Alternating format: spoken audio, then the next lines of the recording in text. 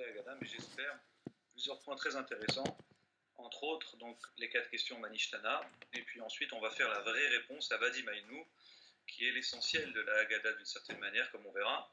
C'est la structure, c'est la base de toute la Haggadah, un condensé, et puis ensuite c'est des commentaires de Avadi Maïnou. Donc on va essayer de parler des 4 questions des enfants, et puis ensuite développer ce sujet-là avec Avadi Maïnou, les Pharaons de Mitzrayim, nous étions serviteurs à Paro en Égypte. Tout d'abord, Manishtana ala Elaz et Mikol alelot. Donc d'abord, on verse le deuxième vers, après avoir fait Kiddush, Uchat, on s'est lavé les mains, Karpas, on a trempé un céleri dans l'eau salée.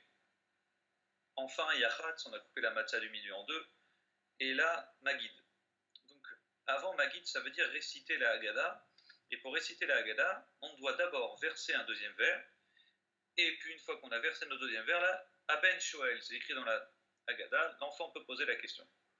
Depuis le début de la Haggadah jusqu'à maintenant, on avait vu la fois dernière qu'on avait un objectif, c'est d'étonner les enfants. Que ce soit dans le Kiddush, qui n'est pas vraiment un Kiddush, c'est plutôt un Kadesh, avec des petites différences d'un Kiddush classique d'un Shabbat. Par exemple, on boit pratiquement tout le verre, ou Rovkos, la majorité du verre, à l'inverse d'un Kiddush de Shabbat où on doit boire que Melolugma ou un Rov Revit, une quantité moins importante, alors que là on insiste sur le fait qu'on doit boire Rovkos. Donc déjà l'enfant il est étonné sur ça, le fait que tout le monde doit boire le verre. Il n'y a pas que le père qui acquitte toute la famille, mais tout le monde doit avoir son verre et boire son verre. Et puis ensuite qu'on doit être accoudé du côté gauche. Ensuite, on se lave les mains sans faire la bénédiction, parce qu'on va effectivement tremper le céleri dans l'eau salée. Donc le fait de tremper le céleri, la pomme de terre, l'oignon, ce que vous souhaitez, qui a une bracha de Hadama, doit étonner les enfants. L'objectif principal, c'est d'étonner les enfants, même dans la manière de faire yachat, de couper la matzah du milieu en deux, il y a une raison, mais ça aussi, ça étonne les enfants. Donc ça étonne tellement les enfants que Manishtana ala el azemikol alelot, les enfants demandent quelle différence entre cette nuit, la question, donc, cette nuit et toutes les autres nuits. Cette phrase-là, elle est prise bien sûr donc de la Masechet Psachim. La Masechet Psachim, elle dit la chose suivante, Daf Kuftet Zayin Amud Aleph. Masgoul Okos Sheni, on verse un deuxième vers, Ve'a Ben Shoel Aviv, et le fils il doit demander la question à son père, Manishtana ala Elazé Mikol Alelot.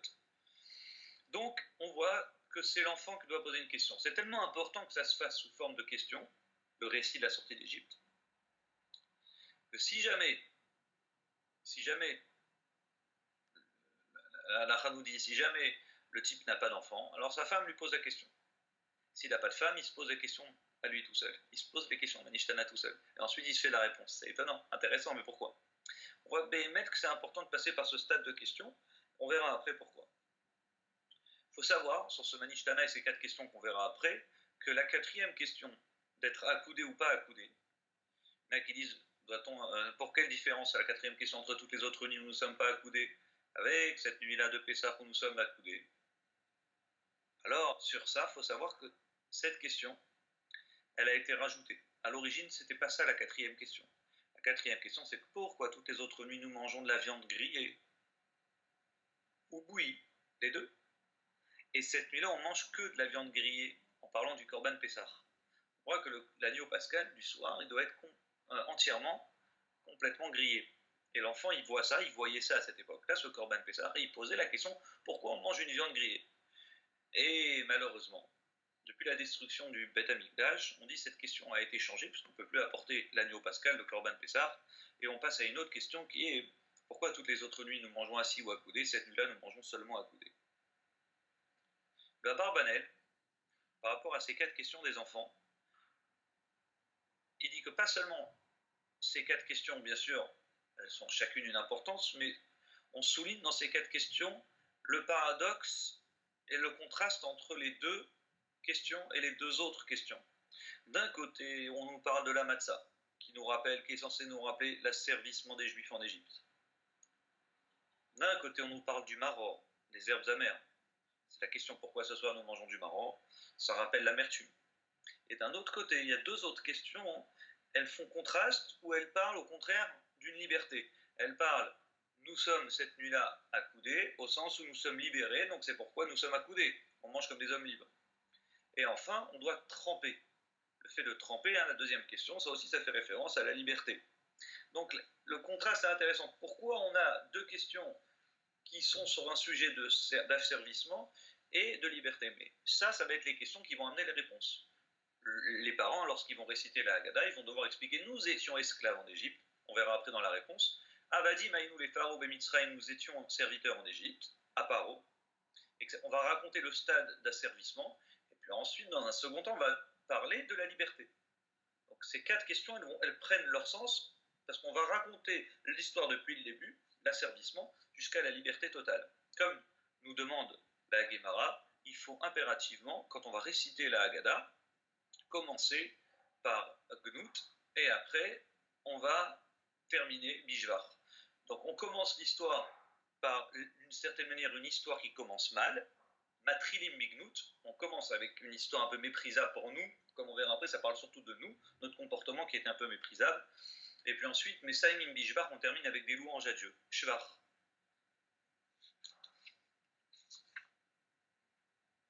Vous avez remarqué que l'enfant il pose la question qu'au moment où on a rempli le deuxième verre. Pourquoi il ne pose pas la question avant? Pourquoi il ne pose pas la question le Manishtana bien plus haut? Parce que ça nous arrive tous les Shabbats de boire Kiddush. Et les enfants, ils voient leurs parents souvent boire un verre de vin. Donc c'est pas ça qui va étonner l'enfant. Ce qui va étonner l'enfant, c'est de casser la routine et de se remplir un deuxième verre après Kiddush. Donc c'est à ce moment-là, une fois qu'on a cassé la routine habituelle et on a rempli le deuxième verre, là, en faisant ce geste-là, l'enfant sent une différence avec toutes les autres périodes de l'année, et donc il vient et il va enfin poser cette question. Je vous disais tout à l'heure en préambule qu'il est très important de poser la question et d'avoir une réponse à des questions. Ça doit se faire sous forme de questions-réponses. Pourquoi? Pourquoi on ne peut pas directement demander à chaque parent, après Kiddush, de raconter le récit de la sortie d'Égypte et lire la Haggadah? Pourquoi on a besoin de faire ça sous forme de questions-réponses?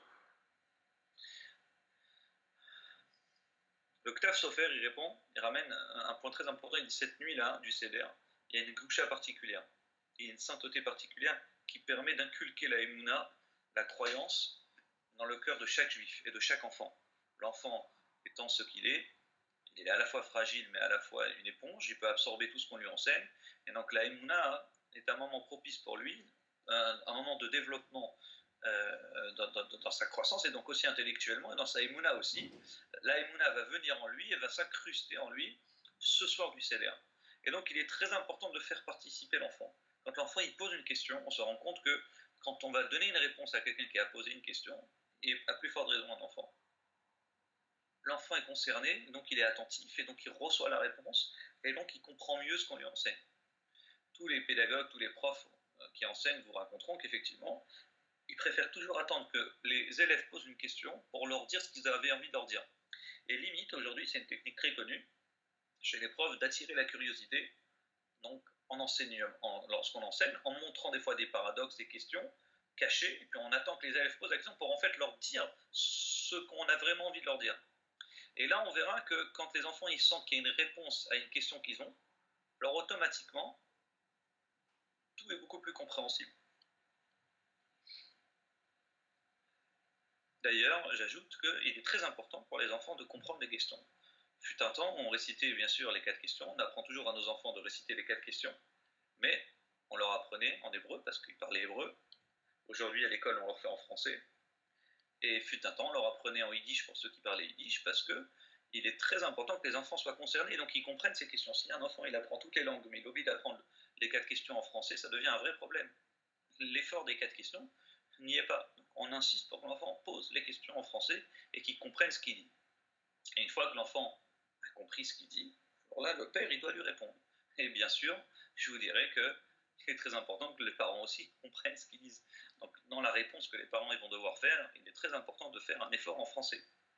On m'a dit à l'époque, il n'y a pas si longtemps que ça, il y a beaucoup de nos amis marocains qui ont l'habitude de traduire la Haggadah en arabe. Et je n'ai jamais compris à quoi ça servait. Et ils m'ont dit, non, mais c'est juste parce qu'à l'époque, on comprenait mieux l'arabe. Donc, on a pris cette habitude de lire en arabe et d'expliquer. Parce que l'objectif, c'est que le parent réponde à la question des enfants. Donc, les enfants, il faut qu'ils comprennent leurs questions. Il faut que les parents comprennent le texte de la Haggadah. Donc, c'est ce qu'on est en train de faire maintenant et ce qu'on va faire durant plusieurs cours.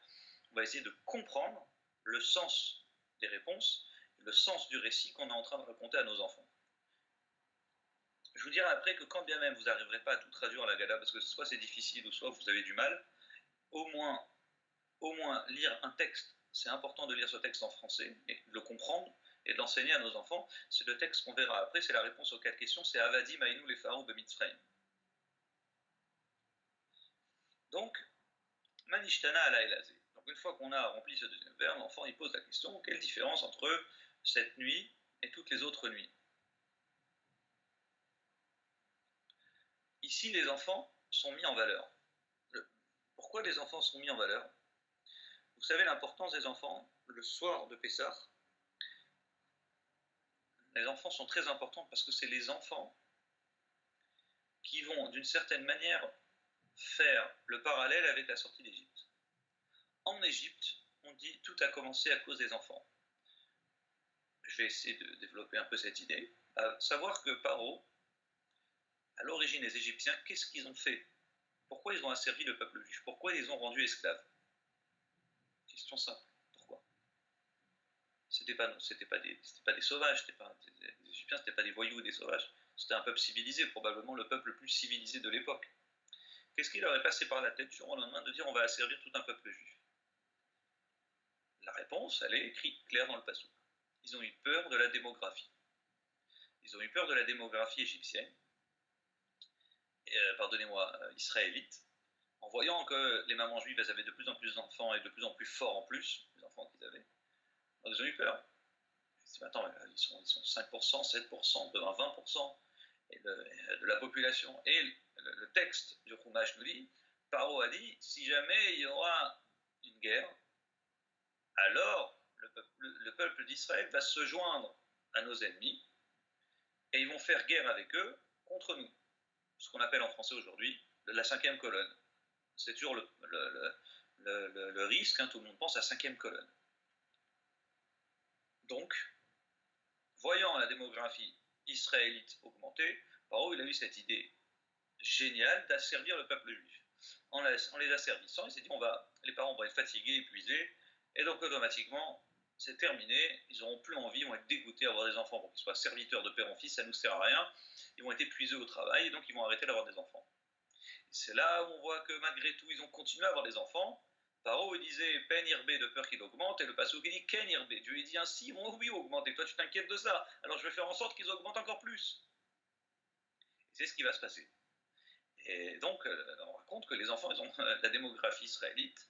Hachem, il a augmenté cette démographie pour permettre au peuple juif d'être le grand peuple, hein, qui soit nombreux, comme la promesse qu'il a faite à Abraham, Yitzhak et Yaakov. Cette fameuse promesse de ils seront nombreux comme le sable de la terre ou comme les étoiles du ciel. Il faut bien comprendre cette chose. Parce qu'une fois qu'on a compris que Paro il avait un problème avec la démographie, donc avec les enfants, vous comprenez la suite. Après, Paro il voit que la démographie continue, donc il leur donne aux sages-femmes de tuer les garçons. Il s'est dit, les filles, on va les assimiler en les mariant avec des Égyptiens. Puis quand il voit que les sages-femmes ne font pas le travail, ou elles n'arrivent pas à faire entre guillemets, alors, cette fois, il ordonne à l'armée, aux soldats, de tuer tous les garçons en les jetant dans le Nil.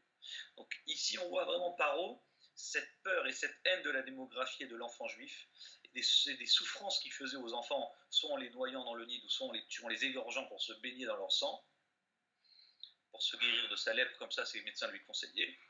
Alors on voyait cette cruauté. Et même au moment où il doit les libérer, à la 10e plaie, bien sûr que là il dit partez, mais avant ça il avait autorisé le peuple juif à partir. Et il leur a dit Lechuna Agevarim, partez les hommes, partez. Moshe demande, il dit on doit partir 3 jours pour faire des sacrifices à notre Dieu. Donc Paro dit ok, dans ce cas-là, partez les hommes. Il faut être un homme pour faire des sacrifices, il faut être fort. Voilà. Partez servir votre Dieu, mais laissez les enfants ici. Paro il avait ce problème avec les enfants. Il voulait garder les enfants jusqu'au bout. Et donc on vient maintenant et on met les enfants en valeur. Et on dit aux enfants, à vous de commencer le récit de la sortie d'Égypte. C'est vous qui allez devoir poser les questions pour ensuite arriver aux réponses. En fait, les enfants, ce n'est pas seulement ceux qui vont introduire l'histoire, mais c'est ceux qui ont fait l'histoire. Tout a tourné autour de la démographie, donc autour des enfants.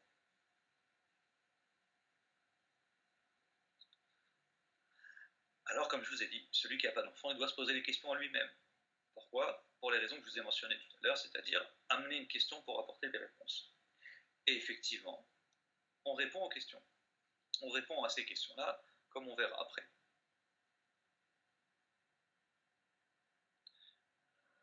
d'après certains commentateurs, alors beaucoup de gens s'accordent à dire que les 4 questions, elles font référence aux 4 enfants qu'on verra après dans un prochain cours. Vous avez 4 enfants, et vous avez 4 questions ici dans le Manishtana. Tout le monde dit que les 4 enfants, que ce soit le sage, le rachat, le méchant, le tam, l'homme simple, ou celui qui ne s'est pas posé de questions, les 4 font référence à une question du Manishtana. Après, c'est laquelle question va avec quel enfant. C'est juste sur ça où il y a des discussions. Il peut dire non. Par exemple, il y en a un qui va dire Chametz ou Matzah, la question de pourquoi cette nuit on doit manger que de la Matzah et pas du Chametz. Alors on dit ça, c'est la question du sage. Le maror, les herbes amères, il y en a qui disent c'est la question du rachat, etc. Quand il dit Ma avoda azot lachem, quel est ce travail pour vous, il fait référence à la notion de manger du maror. La notion de tremper, la question quand on dit pourquoi cette nuit-là vous trempez même pas une fois habituellement et cette nuit-là vous trempez 2 fois, c'est la question du tam, de l'enfant saint. Et enfin, la question de celui qui ne s'est pas posé de question, l'enfant qui est chez Neu et d'Alishol, on dit c'est la dernière question, pourquoi cette nuit-là on mange à coudée. Malgré tout, le rabbi dans la Gada il ramène que la première question dans l'ordre dans lequel on a dans notre Agada Chabad, vous avez la première question, c'est pas la question de Chametz ou Matzah, mais la question c'est pourquoi cette nuit-là nous ne trempons même pas une fois. La deuxième question qui est Chametz ou Matzah, ça serait la question du rachat.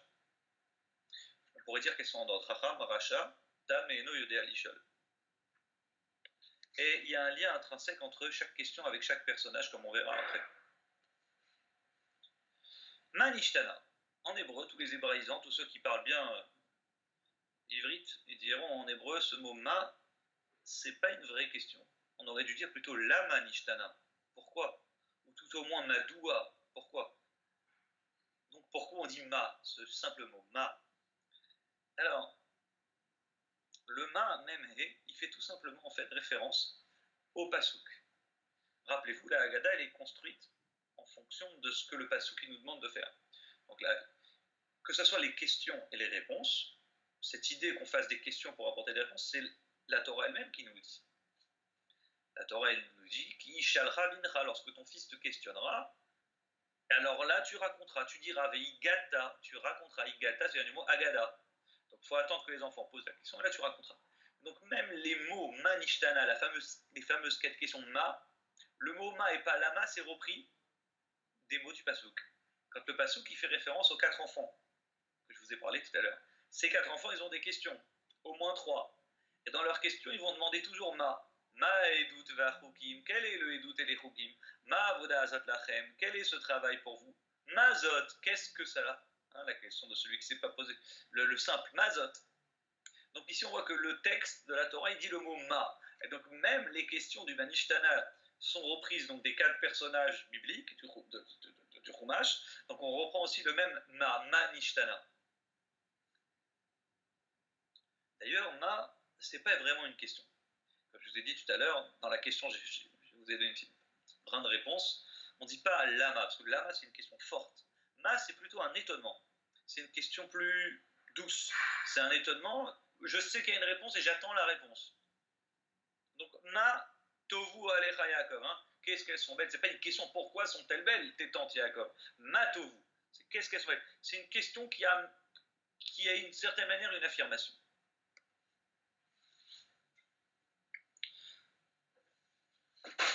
Alors, bien sûr, on doit parler de ce Manishtana et donc des 4 questions. Le Seder de Pessah, il doit être en ordre, c'est pour ça qu'on appelle le Seder, je vous avais fait dans un précédent cours, tout doit être en ordre à la Seder, du premier verre au 4e verre. Par exemple, on ne peut pas boire les 4 verres d'un coup, on doit boire les verres par étape. Celui qui boit 4 verres de vin, il dit ah c'est bon, j'ai fait la mitzvah d'Arba Kosot, il n'est pas cru. Donc tout doit être en ordre, et donc Manishtana ala Elazé, quelle différence entre cette nuit-là? Vous avez remarqué qu'on ne dit pas Manishtana ala Elazot. Laïla, c'est au féminin. On aurait dû dire une nuit. Donc une nuit, on dit bien une UNE. Donc pareil, Manishtana ala Ela Zot, on aurait dû dire celle-là, cette nuit. Donc vous remarquez qu'on dit ala Ela Azé. Pourquoi on a besoin de dire ala et la azé au masculin? Cette nuit, nuit c'est féminin en hébreu, et le mot zé c'est masculin. Donc il y a un vrai paradoxe dans le mot entre le ala et la et azé. Comment expliquer cette contradiction? Le Zohar dit la chose suivante. La nuit de la sortie d'Égypte, on dit, c'était une nuit du mois, une nuit très claire. Elle était tellement claire, on dit que d'une certaine manière, il y a eu un jour, un brin de jour, un début de délivrance, et donc Hachem, il a changé un peu cette nuit en la transformant en petit jour. Et donc c'est exactement ce qu'on fait référence à la et là à Zé. Il dit que cette nuit-là, elle était Zé, elle était claire comme un jour, et pas comme une nuit. Comme ça explique le Zohar.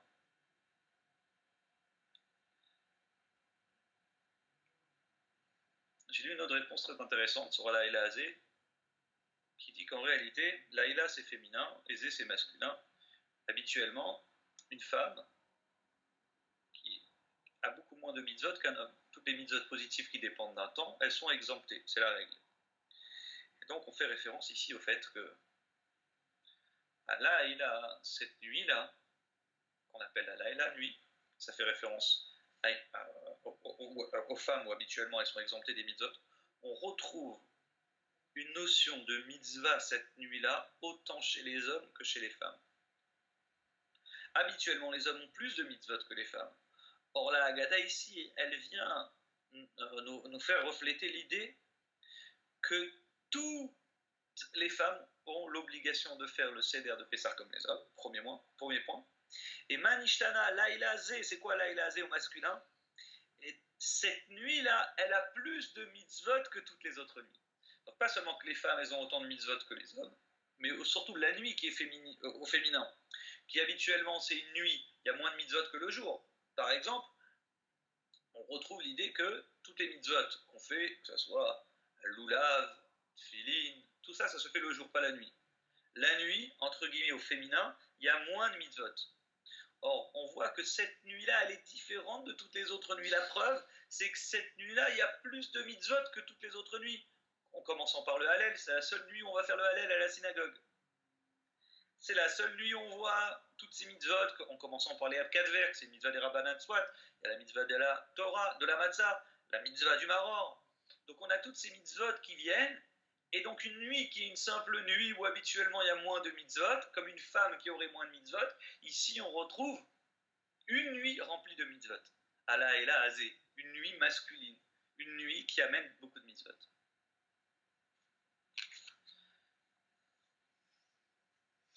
Alors on ne répond pas tout de suite à la question des enfants, mais la réponse, elle va venir par étapes. Quelles sont les 4 questions? On va commencer par la première rapidement. Chez Bechol Alelot Anuchlin, donc dans la Haggadah Chabad, je vous l'ai dit tout à l'heure, la première question, c'est pourquoi toutes les autres nuits nous ne trempons même pas une fois, et cette nuit-là nous trempons 2 fois. Donc, dans cet ordre-là, je vais commencer, bien que dans la majorité des Haggadot, vous avez Chametz ou Matzah. On commence par la question de Chametz ou Matzah, donc ne soyez pas étonnés de cette différence. Mais j'attire votre attention sur le fait j'ai trouvé quand même un Ben Ishraï très intéressant qui ramène un commentaire, et on peut dire que ce commentaire-là du Ben Ishraï, que je vais vous dire, il va peut-être expliquer pourquoi il est important de mettre en priorité la question de toutes les autres nuits, nous ne trempons même pas une fois, et cette nuit-là, nous trempons 2 fois. Cette question-là en première avant Chametz ou Matzah. Le Ben Ishraï dit la chose suivante. Donc, toutes les autres nuits, nous ne trempons même pas une fois, cette nuit-là, nous trempons 2 fois. Ben Ishraï dit pourquoi on a besoin de dire cette nuit-là, nous trempons 2 fois? Nous trempons quoi d'abord? Bien sûr, ça fait référence au fait que nous avons trempé le karpas, on a trempé l'oignon dans l'eau salée, ou la pomme de terre, ou le céleri, et aussi on a trempé le maror dans le charoset. Mais ici, c'est pourquoi nous trempons cette nuit-là 2 fois. Pourquoi on a besoin de parler de 2 fois? L'enfant, il a vu apparemment qu'une fois, il a vu qu'on a trempé le céleri dans l'eau salée. Il n'a pas vu qu'on a trempé le maror dans le charoset encore, puisque c'est une étape qu'on va faire bien plus loin. Pourquoi on a besoin de dire cette nuit-là, nous trempons 2 fois? Si c'est juste pour l'étonnement des enfants, ça suffit d'être étonné une fois sur le fait d'avoir trempé. Nous avons trempé Une fois, le karpas dans l'eau salée. Ça même, c'est une question qui va amener ensuite aux réponses. On a besoin de parler de cette nuit-là, nous trempons 2 fois. Le Ben Ishraï, il dit tout l'exil d'Égypte a commencé par une tremperie. Une tremperie qui peut être aussi une tromperie, si on veut, sans faire de mauvais jeu de mots. Une trempette qui a emmené l'exil. À quel moment il y a eu cette première trempette qui a emmené l'exil, dit le Ben Ishraï, c'est quand les frères de Yosef ont trempé la tunique de Yosef dans le sang. Quand ils ont pris la décision de vendre leurs frères comme esclaves dans une caravane qui sera emmenée plus tard en Égypte, et pour cacher leur crime, pas leur crime, pardonnez-moi, pour cacher leur vente, leur méfait, ils ont fait croire à leur père que, en leur montrant la tunique trempée dans le sang, ils ont trempé cette tunique. On dit à partir de là, donc, dans le sang, le père il a dit ah mes enfants, le père a dit mon fils Yosef a été dévoré par une bête sauvage. L'exil a commencé à ce moment-là. L'exil d'Égypte a commencé dans le ciel à partir de ce moment où Yosef il a été vendu comme esclave, et donc depuis cette trempette, depuis ce jour-là où il y a eu cette tromperie aussi, la vente de Yosef a été faite, l'exil a commencé, dit le Ben Ishraï. Et il conclut, on a besoin d'une deuxième trempette, d'une certaine manière. À quel moment les Juifs vont devoir sortir, vont pouvoir sortir d'Égypte? Au moment où ils vont tremper et badigeonner dans le sang de l'agneau pascal du Corban Pessah, ils vont tremper le bouquet du d'hysope, qu'ils vont tremper dans le sang, et ils vont le mettre sur les poteaux et le linteau, sur les 2 poteaux et le linteau, d'ailleurs entre parenthèses à l'intérieur de la maison, pas à l'extérieur, comme vous auriez pu voir éventuellement ailleurs. C'est pour vous, ça devait être un signe pour vous. Adam, lachem, le sang sera pour vous, pas pour les, pas pour il n'était pas mis à l'extérieur, mais à l'intérieur des maisons juives. Et donc on voit que c'est quand les Juifs ont fait cette mitzvah de tremper, de prendre ce risque, n'est-ce pas, d'égorger le Corban Pessah et de badigeonner le sang de l'agneau pascal sur les poteaux et le linteau, alors c'est à ce moment-là, et seulement à ce moment-là, que arrive la sortie d'Égypte, Makat Bechorot, et puis ensuite la sortie d'Égypte. Donc on a besoin de ces 2 tremperies, ces 2 trempettes. Et donc c'est ça la question de l'enfant. L'enfant il fait référence, pourquoi cette nuit-là nous trempons même pas, habituellement on ne trempe même pas une fois, cette nuit-là 2 fois. Ici il fait référence à ces 2 sujets-là, le début de l'exil et le début de la délivrance. Donc c'est pourquoi c'est très intéressant de ramener, d'après ce commentaire du Ben Ishraï, cette question en première, parce que tout l'exil commence par là, donc on peut commencer l'histoire juive par cette question-là en première.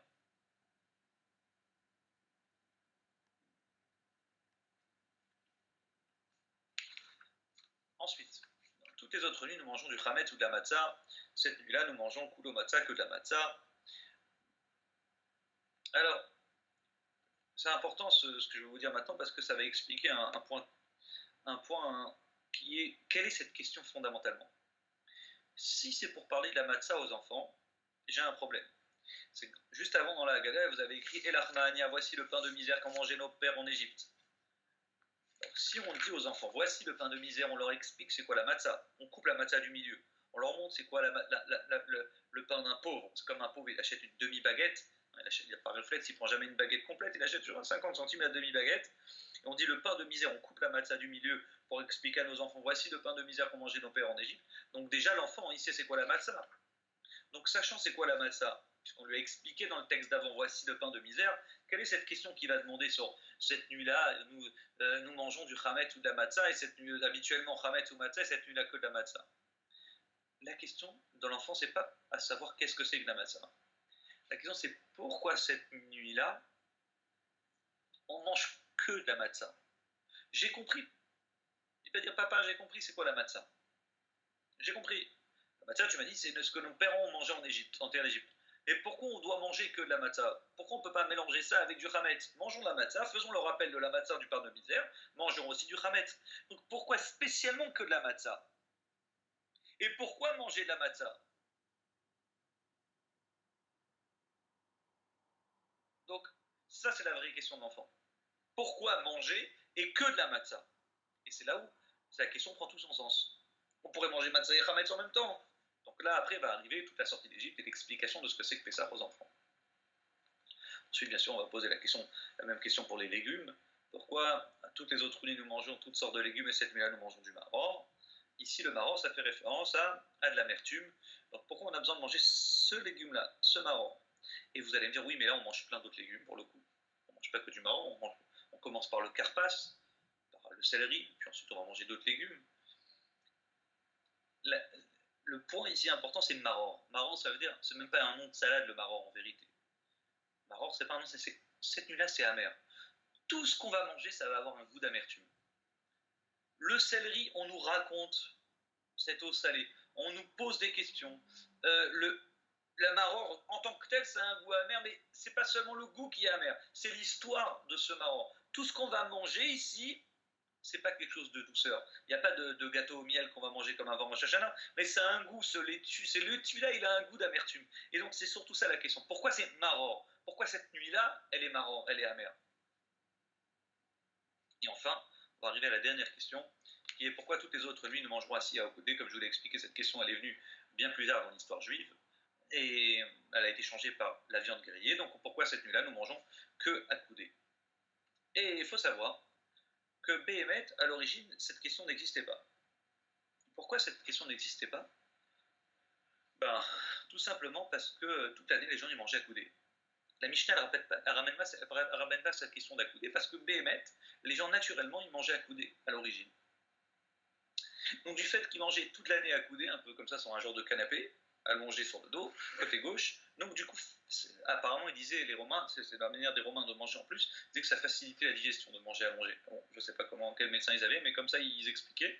Donc du coup, beaucoup de Juifs, probablement, déjà à cette époque-là, mangeaient accoudés toute l'année. Donc la question ne prenait pas son sens. Et c'est puis ensuite, avec le temps, quand les gens ont commencé à manger assis, où là, on nous a demandé d'être libre, donc de manger accoudé, donc là, la question est venue.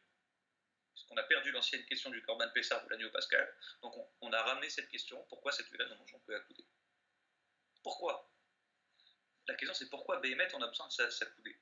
Donc la vérité c'est qu'il y a plusieurs réponses. Le Rambam il donne la réponse que vous connaissez depuis toujours, c'est pour sentir cette nuit-là que nous sommes Ben Chorin, nous sommes libres. Comme ça il dit le Shulchan Aruch, pour se sentir libre, et donc c'est une manière, on mange accoudé côté gauche, montrer cette certaine liberté. L'Aruch HaShulchan, encore une fois, il dit, alors, par rapport à ce que je vous ai dit tout à l'heure, et ça fait encore partie des choses à faire pour étonner les enfants. Et dit en faisant ça, on va faire poser des questions aux enfants. Les enfants, ils vont demander pourquoi cette nuit-là on est accoudé. Donc le fait d'être accoudé, c'est pas juste pour nous se sentir libre, mais c'est pour encore une fois emmener la question aux enfants. Ça fait partie de toute la structure depuis le début jusqu'aux questions pour étonner les enfants. Enfin, je conclurai avec ce commentaire très intéressant que j'ai lu sur Asiba. Les Asev, ça veut dire s'accouder. Mais s'accouder, ça veut dire aussi, comme le passage qui dit Vayasev Elohim et Am, Dieu a fait contourner le peuple. Quand les Juifs sont sortis d'Égypte, au lieu de longer la mer et d'arriver direct en Canaan, en terre promise, Dieu leur a fait tout un détour. Vayasev Elohim, il les a fait descendre vers la mer Rouge. Pourquoi il a eu besoin de les faire descendre vers la mer Rouge, vers la mer des Joncs, pour traduire plus justement? Pourquoi il les a pas fait monter directement? Dieu leur a rendu un service. Alors, plusieurs commentateurs disent, bon, il y a plusieurs raisons pourquoi Hachem fait ça. La première, c'est pour pas qu'ils tombent nez à nez avec Amalek, ou qu'ils tombent pas nez à nez avec les Pélishtim, les Philistins. C'était les guerriers les plus robustes à l'époque, les plus forts de la terre de Canaan, de la future terre d'Israël. Donc si les Juifs étaient sortis d'Égypte directement en s'attaquant, en essayant de rentrer en Israël, ils auraient été démoralisés de devoir combattre. Un esclave, quand il sort de sa servitude, il lui faut un minimum de temps pour se remettre, un genre de sas de compression, et c'est ça que Dieu il va permettre en faisant contourner le peuple juif vers le bas, en rentrant vers le désert de Sinaï plus tard, ça va décompresser le peuple juif, ils vont pouvoir reprendre des forces pour pouvoir ensuite rentrer en Israël. Donc c'est un service que Dieu y rend pour le moral du peuple juif. J'avais lu un autre commentaire une année, c'était pour empêcher le peuple juif de voir la tribu qui est sortie plus tôt. Il y a eu des milliers de juifs qui ont voulu sortir plus tôt de la terre d'Égypte. Ils avaient fait un mauvais calcul sur les 210 ans, et ils étaient sortis, je crois, 17 ans plus tôt, en disant, bon, c'est l'heure, maintenant les 210 ans sont passés, on va sortir d'Égypte. Et donc, ils ont voulu forcer la sortie. Et en sortant d'Égypte, ils se sont fait rattraper par les Égyptiens, comme on verra plus tard. L'Égypte était un pays fermé, aucun esclave pouvait s'enfuir. Et là, il y a eu des milliers d'Israélites qui ont voulu sortir, ils se sont fait massacrer, décimer par les chars égyptiens.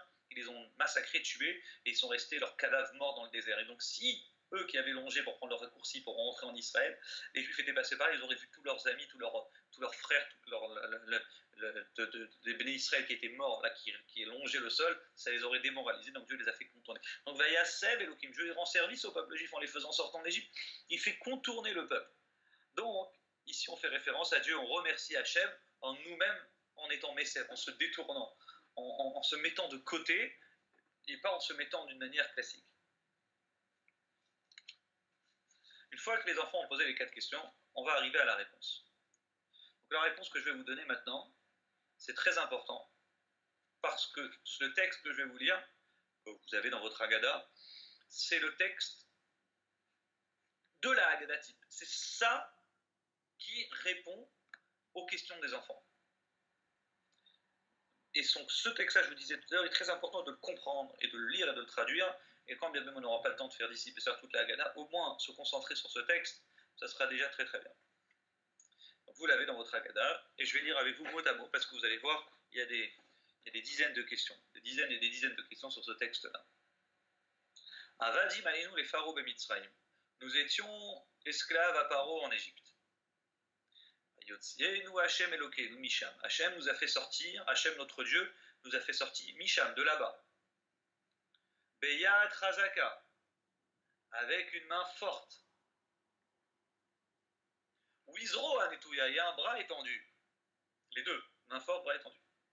Point. Donc là, d'une certaine manière, on répond à l'enfant. On raconte nous étions esclaves à Paro et Dieu nous a fait sortir d'Égypte. C'est censé répondre à toutes les questions. Donc on était esclaves, on verra après, on parle de quelque chose de méprisable, et après, on est sorti, on s'est amélioré. On termine la Haggadah avec Jvar, avec des louanges. Et si jamais Dieu n'avait pas fait sortir nos pères d'Égypte, alors attention, là le texte va être très, très drôle. Areanu, vanenu, nos enfants et nos petits-enfants, Meshubadi, maïnou les pharaons de Mitzraïm, nous serions encore asservis à Paro en Égypte. Point. Donc, voilà, ici nous sommes en train de dire, si jamais Dieu n'avait pas voulu faire sa libération, donc, si jamais Dieu c'était un menteur, entre guillemets, bizarre qu'on a besoin de parler de ça, et que Dieu nous avait pas fait sortir d'Égypte, alors nous serions, nous, nos enfants et nos petits-enfants esclaves. On aurait pu dire nous, on aurait pu dire pour toujours, nous, nos enfants et nos petits-enfants, et ça s'arrête aux petits-enfants. Point. Filou kulanu chachamim, dit le texte de la Haggadah. Et même si nous sommes tous des chachamim, des sages, kulanu nevonim, tous des savants, dans certaines Haggadah, il y a écrit directement kulanu yodim et Torah. Nous connaissons toute la Torah, d'autres textes écrits aussi zekenim. Nous sommes tous des sages. Mitzvah, même si nous sommes tous cela, c'est une mitzvah, allez-nous, c'est une mitzvah pour nous, les saper beyetziat Mitzrayim, de raconter la sortie d'Égypte. Point. Donc, maintenant qu'on a compris que c'est une mitzvah pour nous, même si on est des sages, ne pas se contenter de le savoir, la sortie d'Égypte, mais de se dire, bon, moi je la connais, je connais tout le texte par cœur, donc même si tu es un sage, même si tu es un savant, même si tu connais toute la Torah, tu dois raconter, parler de la sortie d'Égypte. Point. Et enfin, la dernière phrase, cette phrase-là, elle va faire le lien avec les sujets qui vont venir après. Tous les sujets qui vont venir après de la Haggadah, c'est des commentaires de ce que je vais vous dire maintenant. Donc là, vous avez la structure de base, et Vekol amarbe les saper biyetziat Mitzrayim, donc la fin du texte, et tout celui qui augmente et qui parle beaucoup de la sortie d'Égypte, qui prend son temps à parler et développer, Arezé Mishubar, c'est mieux. Donc là, on a raconté, nous étions esclaves en Égypte, Dieu nous a fait sortir, avec un bras, main forte, bras étendu. Après, deuxième partie, si Dieu ne nous avait pas fait sortir, nous serions encore esclaves en Égypte. Okay. Troisième partie, même si nous sommes des sages et des savants, nous devons raconter la sortie d'Égypte, et tout celui qui parle beaucoup, c'est mieux. Et vous allez voir qu'après, justement, on va en parler beaucoup de la sortie d'Égypte. Donc la suite, ça fait référence à cette phrase. Comme il y a écrit que tout celui qui parle beaucoup, c'est mieux, donc on va en parler. Mais là, techniquement, on a terminé le récit de la sortie d'Égypte. Il est court, soit tout petit, quelques lignes, mais on a fait la mitzvah. Après, c'est une meilleure et une plus grande mitzvah d'en parler plus. La Gemara, encore une fois, d'Afkouf Tutzaïd, que je vous ai cité tout à l'heure, a dit la chose suivante. Rappelez-vous, Matril Bignout, on commence toujours par des choses méprisables, et on termine avec des louanges. Donc, on commence par une histoire, une mauvaise histoire, comme dans un film, un mauvais film qui commence mal, et après ça termine bien. Et donc c'est exactement ce qu'il dit le texte ici. Il y a une discussion donc, dans la fameuse Gemara que je vous ai citée entre Rav et Shmuel. Chacun dit à quel endroit ça commence mal et à quel endroit ça finit bien. Donc Rav pense l'histoire elle commence mal quand on commence à dire dans le texte d'après, au début nous étions des Ovdei Avodazara, au début nous étions des idolâtres.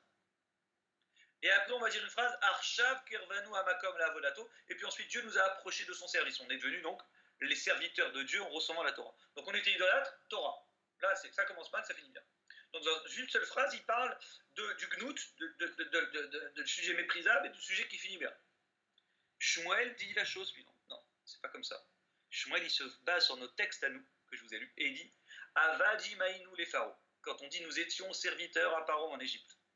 Ça, c'est l'histoire qui commence mal. Nous étions serviteurs à Paro en Égypte. Étape numéro 1. Et puis juste après, on dit et Dieu, Hachem, notre Dieu, nous a fait sortir.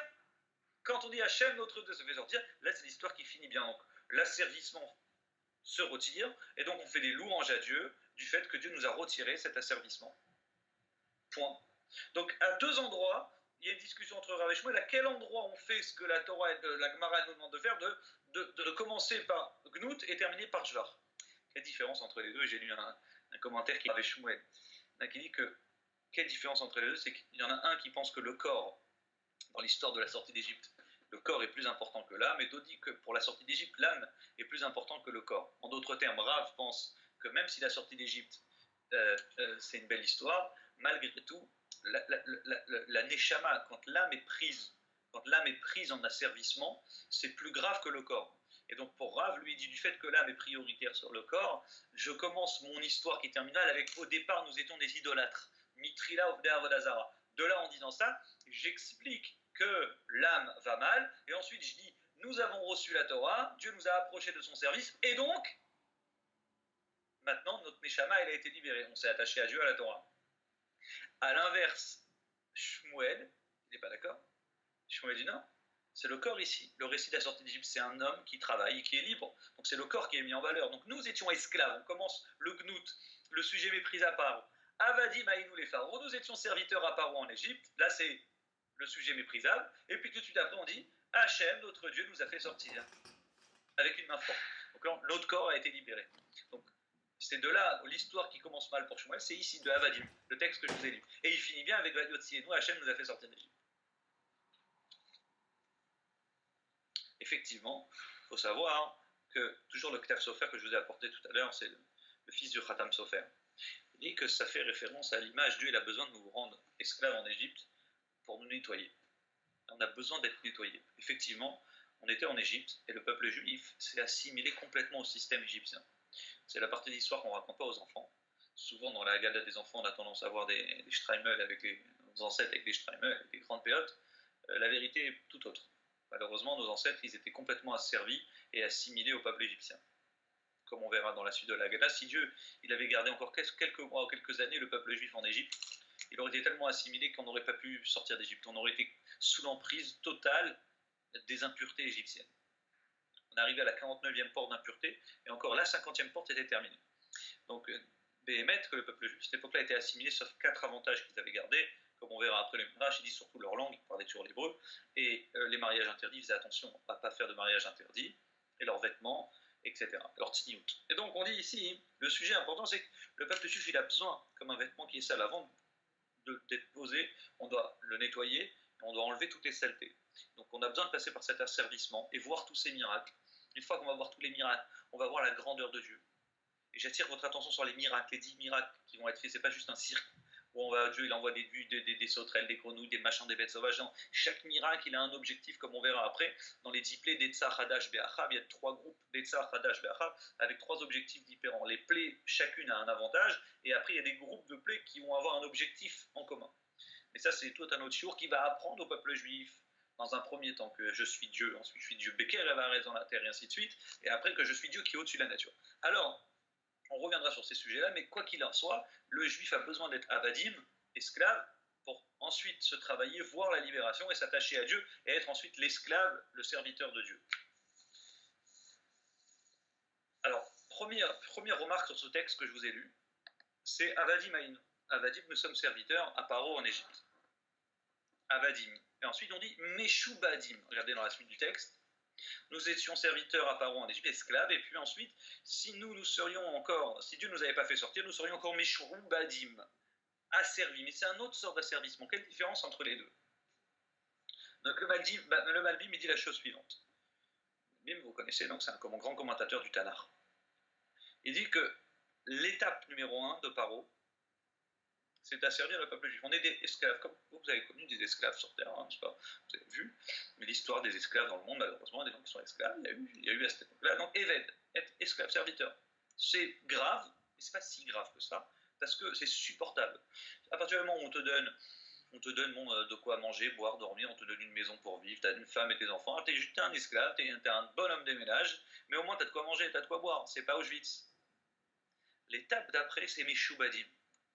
On aurait pu, l'étape d'après, c'était de faire en sorte, pour Paro, de nous rendre plus que des esclaves, nous rendre dépendants de lui, sans notre cerveau soit pris complètement de sorte à ce qu'on n'a plus de vie propre. Notre vie, c'est Paro. C'était la deuxième étape. L'avantage quand on est juste esclave, c'est qu'au moins on a le temps de penser à la libération. On dit, ah, un jour viendra, ma chiare viendra, on est esclave. Ah, on a de l'espérance quand on est juste esclave. On peut toujours espérer. L'espérance fait vivre. Il dit, mais ensuite, quand on est Meshubadim, alors là, on devient tellement asservi qu'on perd toute confiance en Dieu. Et même l'espérance d'avoir un jour une libération, on ne l'a plus. Et c'est exactement ce que Paro il a voulu. Vous voyez bien que quand les Juifs ils vont être esclaves, ils vont prier Dieu, et quand ils vont prier Dieu, là, à ce moment-là, on dit, Paro, apprenant cela, il va endurcir ses décrets, il va être encore plus dur, et là, le peuple juif va perdre toute espérance. Il va être tellement asservi au travail, que là, ils vont dire à Moshe Aaron, laisse-nous, on est épuisé au travail, on n'a même plus de quoi respirer, on ne peut plus rien faire, donc on n'a plus la force. Donc il y a Eved et il y a Meshubad. C'est une deuxième étape encore beaucoup plus dure. Mais il faut savoir aussi que la libération, elle s'est faite dans l'autre sens. C'est-à-dire que depuis le mois de Tishri déjà, quand les plaies ont commencé en Égypte, alors déjà là, la libération a commencé à se faire au sens où nous avons été déméchoubadis, hein, on a été désasservis complètement à partir de Tishri, dès que les plaies ont commencé, mais on n'a pas été libérés.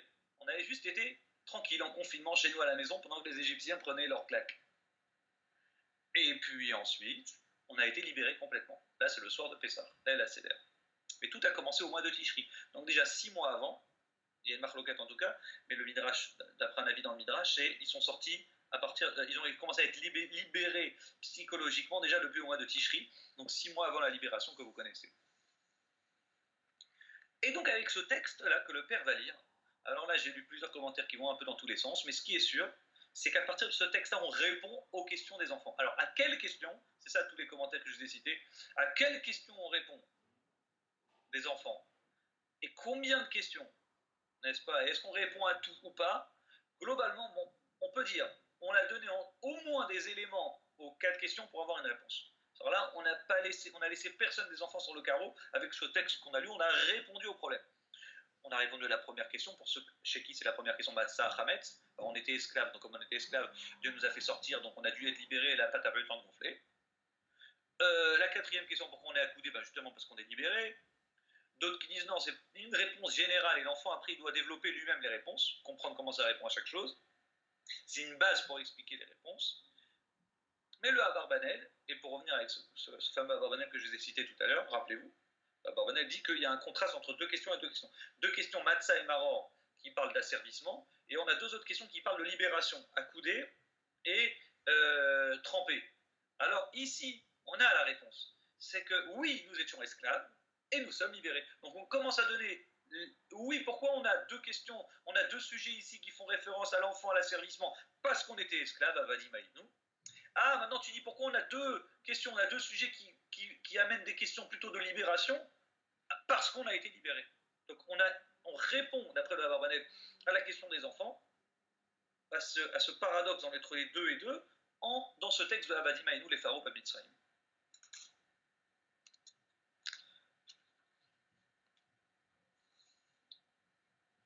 Alors, on va tout de suite maintenant passer à pourquoi c'est si important de commencer donc le récit de la sortie d'Égypte par un gnout. Je vous ai dit tout à l'heure, oui, la Gemara elle raconte, c'est raconté, la Gemara de Psachim d'Afkouftazaïn, il faut être matril begnout, commencer par quelque chose de méprisable, et Messaïmi Bishvar est terminé avec des louanges à Dieu. Pourquoi c'est si important? Pourquoi c'est si important? Parce que Béhémet, on dit que c'est important pour comprendre la grandeur et la gentillesse de Dieu, de savoir d'où on vient.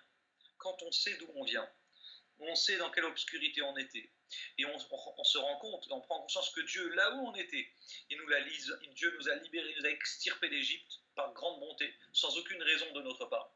On n'était pas des tzadikim à cette époque-là. Et Dieu, en étant dans le gnout, soit en étant idolâtre, soit en étant des esclaves comme des Égyptiens, et Dieu a décidé de descendre et ensuite nous libérer, la libération prend tout son sens. Si juste on dit nous sommes sortis d'Égypte, bon, c'est merci mon Dieu, mais sans plus. Mais pour bien remercier Hachem et mettre en valeur Hachem, on raconte d'où on était et comment on a été libéré. Et en commençant l'histoire depuis le début, encore plus on met en valeur Hachem. Alors vous avez remarqué qu'on dit Avadim Aïnou, donc nous étions serviteurs à Paro, et nous étions donc serviteurs à Paro et en Égypte. On ramène ces 3 points, serviteurs, Paro, Égypte. Pourquoi on a besoin de parler des 3 points? Parce que nous n'étions pas juste des esclaves il y en a sur terre. Il y en a eu, il y en a toujours dans l'histoire. Le problème c'est que nous étions des esclaves à Paro. Et Paro, c'est pas un maître comme les autres maîtres. Paro, c'est le roi le plus dur qu'on n'a jamais eu comme maître, comme propriétaire d'esclaves. On n'a jamais eu un homme aussi dur que Pharaon. Lui, Paro, c'est lui le chef de la dureté.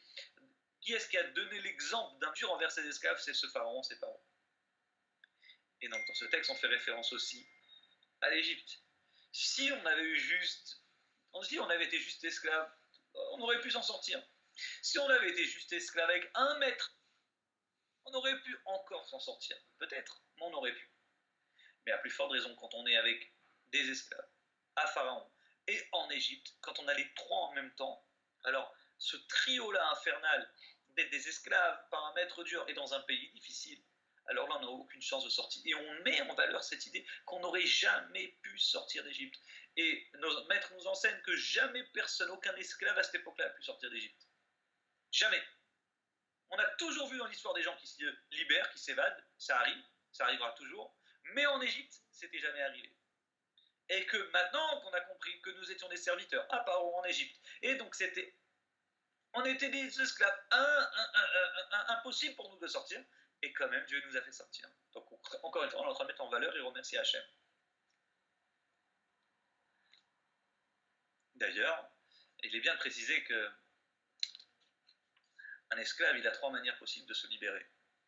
Soit il se révolte, soit il fuit, il se révolte contre son maître, soit il fuit, soit on le rachète par de l'argent. Se révolter, c'était impossible. C'est ça à quoi on fait référence quand on dit Avadim, nous étions des esclaves. Des fois, on était à un niveau de désespoir tel qu'on n'avait même pas une possibilité de se révolter. Un peu comme nos grands-parents dans les chambres à gaz à Auschwitz, ils n'avaient plus la force de se révolter. Ils ont été tellement massacrés, humiliés, frappés, qu'avant de nous ajuster, on n'avait plus la force. Là, on n'avait plus la force de se révolter. Et ça, c'était ce qui était arrivé lorsque nous étions avadim, des esclaves. Paro, il était tellement dur avec nous, tellement il avait à décréter des choses de plus en plus dures, jusqu'à la fin où la paille, il ne nous la donnait pas pour aller travailler. C'est nous qui allons devoir fabriquer les briques pour faire notre propre travail. On n'avait plus de force, plus de temps. On n'avait plus la force de se révolter. S'enfuir. Il nous restait la possibilité d'enfuir. On dit non, c'est pas possible. On était Mitzrayim en Égypte. Mitzrayim, ça vient du mot Metzer, une barrière. Il y avait une barrière dedans. C'était impossible de s'enfuir. En s'enfuyant, c'était pas possible, comme je vous l'ai dit tout à l'heure. 3e possibilité. Peut-être il nous restait la possibilité de se faire racheter. Un maître, un monsieur peut passer acheter un esclave à un autre maître. Alors on dit on était malheureusement à Paro. On était esclave à Paro. Paro, c'est celui qui était l'homme le plus riche du monde. On le sait puisque c'est Yosef, notre ancêtre Yosef, qui a enrichi Paro. C'est Yosef qui a permis à l'Égypte d'être le pays le plus riche et le plus fort du monde. Justement pour que Dieu puisse tenir sa promesse que les Juifs, quand ils sortiront riches. Les Juifs vont vider l'Égypte en sortant, grâce à Yosef qui avait emmené toute la richesse en Égypte. Alors on dit, Paro était tellement riche que même racheter des esclaves, on n'avait pas besoin. Ce qu'il lui fallait, c'est de la main-d'œuvre. Et donc tu lui aurais proposé tout l'argent que tu veux, ça en fichait complètement. Donc même racheter le peuple juif, Paro aurait refusé à cette époque-là. Et donc on dit à Vadim, nous étions des serviteurs à Paro, qui lui-même, Paro, c'est un Égyptien. Et Mitzrayim, l'Égyptien, on dit, c'était le petit-fils de qui? De Ham. Ham qui a été maudit par Noach lorsqu'il est sorti de la Teva. Et donc, il lui a dit, toi, tes enfants, ils seront des Eved Avadim, ce sera des serviteurs, pour ce que tu as fait, pour la dureté que tu as eu envers moi. Et donc, on souligne que nous étions d'une certaine manière des esclaves à ceux qui méritaient d'être esclaves. Et donc encore plus, Avadim, nous les pharaons, nous étions des serviteurs à Paro, qui lui-même, Paro est le descendant, un Égyptien qui est un descendant de Ham, qui est potentiellement déjà un esclave, et nous on était les esclaves de ceux qui ont été maudits par Noir. Eved, Avadim, nous avons été des esclaves à des esclaves. Donc on remercie Hachem qui nous a sorti Béliat, Razaka, avec une main forte, Bizroa Netouya, avec un bras étendu, et la différence entre un bras fort, Yad Razaka, rappelez-vous le Malbim, le commentaire, et dit ça veut dire contre le gré, de même qu'on met le point, c'est pour montrer qu'on fait un coup de force. De même, Dieu il a dû nous faire sortir par un coup de force, Yad Razaka, et Zoroa Netouya, c'est le dévoilement de Dieu. Dieu, il s'est dévoilé à nous. Il aurait pu nous faire sortir juste par un coup de force. Non, on dit Dieu, il a montré que ce n'était pas un hasard qui nous a fait sortir d'Égypte. C'est pas une épidémie de dévers, de peste qui est arrivée par hasard, qui a fait craquer Paro pour nous libérer. Non, c'est pas Makat Bechorod par hasard, non. Dieu, il a monté pas seulement un coup de force, mais un coup de force où Dieu il s'est dévoilé, dit le Balbim, au sens où les Égyptiens eux-mêmes, ils ont compris qu'il y a un Dieu sur terre, et le peuple juif a été prêt psychologiquement à recevoir la Torah. Donc, Koach Hazaka, Yat Hazaka et Zoroa Netouya. Alors, permettez-moi de conclure, cher ami, que Dieu nous a fait sortir Biyat Razaka avec une main forte. Quand arrivé le temps de nous libérer, il n'a pas juste dit à Paro, allez, il est l'heure, libérez. Il est l'heure, mon Seigneur, de libérer le peuple juif. Non, ici, Dieu ne dit pas tout de suite à Paro, libéré, fin de l'histoire, on est libéré. Dieu, il veut qu'on soit prêt, qu'on comprenne c'est qui Dieu. Et donc, une certaine éducation qu'on a eue en Égypte en voyant ces 10 plaies arriver pour nous préparer à recevoir la Torah. Et tous les commentateurs nous disent la chose suivante. Hachem rend un service au peuple juif. Si jamais le peuple juif était sorti d'Égypte, par la grande bonté de Pharaon qui nous aurait libérés, toute notre vie, nous lui aurons été redevables. Nous aurions dit, ah merci Paro, il a quand même été gentil de nous libérer, de nous sortir d'Égypte. Merci quand même. Un certain syndrome de Stockholm. Et là, on remercie Hachem et on dit merci Hachem de nous avoir libérés. Et que grâce à ça, personne, grâce à ce miracle, on est redevable envers personne. Et on retient que Paro, ça a été un rachat du début jusqu'à la fin. Et la seule personne qui nous a libérés, c'est Dieu. Je vous souhaite à tous, chers amis, un bon Yudalef Nissan. J'espère que cette étude fera venir le Mashiach Tzidkenu, Mashiach par notre étude, Mashiach très prochainement, et que ce Pessah, ce soit la vraie et dernière libération. Bonne journée à tous.